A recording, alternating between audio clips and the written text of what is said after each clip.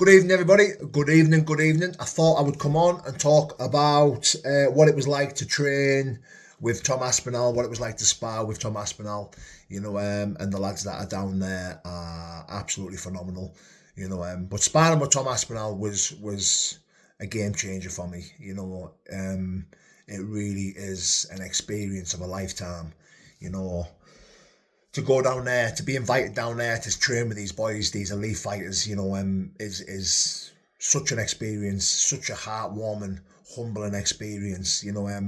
Been speaking to Tom's dad now for a couple of weeks. He invited me down to do some training with him, to do some sparring with Tom.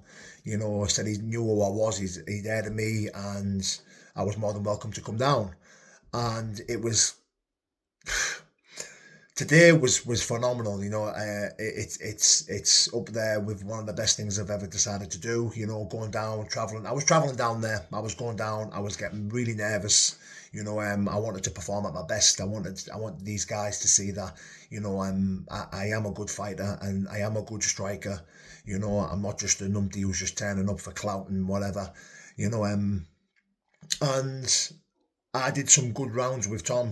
I did some good sparring with Tom and some good rounds with the lads that were there. Some went heavy, some lads, went heavy. Some lads kept it sharp. Some lads kept it respectful. And some lads kept it technical. It's just a mixture of different styles, different fighters. Muay Thai lads, K1 lads, boxers, MMA lads. Big Phil DeFries is there. What a legend he was. What a legend he is, Phil DeFries. I don't think he's lost a fight in 10 years. And then sparring with Tom Aspenel was really and truly an experience of a lifetime.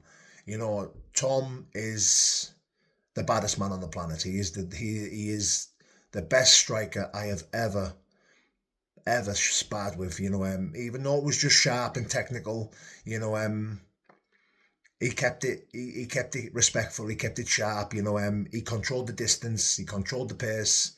He let me know that he was the superior fighter, and rightly so, because I was not on his level. His distance, his control, his management, his movement, his speed, everything was just far superior to mine.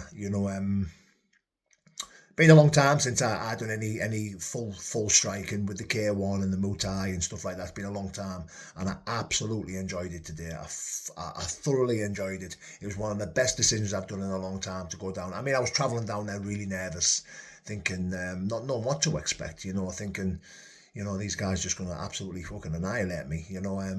Or am I going to be fighting for my life? Or these are the emotions, these are the feelings that go, these are the thoughts that go through your head when you're travelling down. You're sparring with the world's best. These are the things that go through your head. And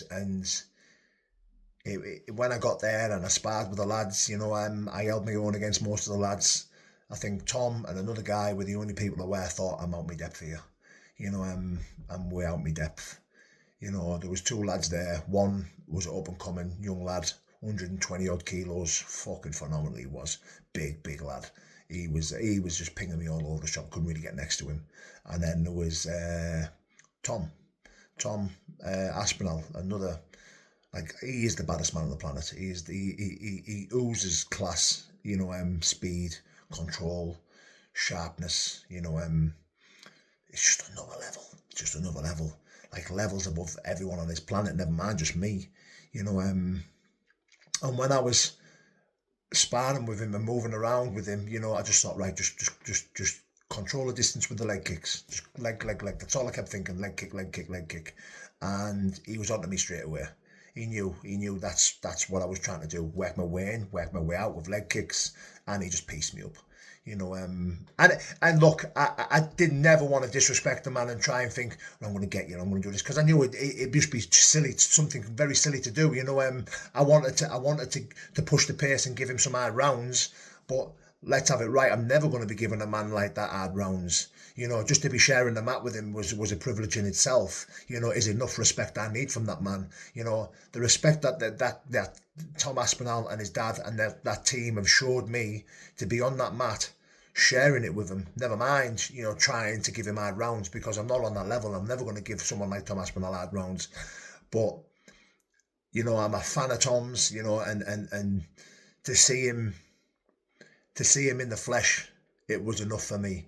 You know, he is a very down to earth, respectful, humble guy, you know, and I can relate to a lot of stuff that he you know, around his children, you know, with the autism stuff.